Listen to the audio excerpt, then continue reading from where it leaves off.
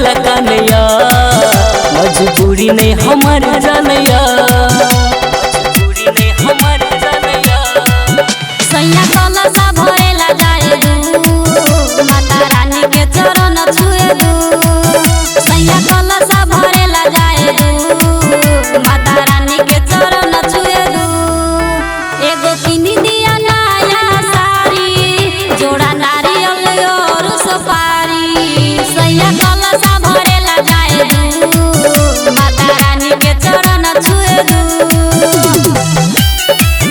सैया कलसा भरेला जाए दू माता रानी के चरण छुए दू। नाही खायब नाही पियब नाही ओढ़ब नाही पेरब हम तो सुतल रहब दिन भर घरे। बतिया ओहू से न मानब हम बानब अपन सामान छोड़ के चल जाएब अपन घरे। नाही खायब नाही पियब नाही ओढ़ब नाही पेरब हम तो सुतल रहब दिन भर घरे।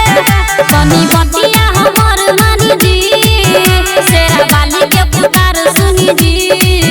सैया कलसा भरेला जाए दू माता रानी के चरण छुए दू। सैया कलसा भरेला जाए दू माता रानी के चरण छुए दू। सैया कलसा भरेला जाए दू माता रानी के चरण छुए दू। एहो सुनु हमर जान नहीं हो परेशान माथे मैया के चरण में झुकालू। नहीं करम न मानी सुना दुर्गा भवानी अपना हाथवा से कलसा भरा दू। एहो सुनु हमर जान नहीं हो परेशान माथे मैया के चरण में झुकालू। संजू गावे लाई चौधरी सोम गोता बाली के करेला चलू हो। संजू गावे लाई चौधरी सोम गोता बाली के करे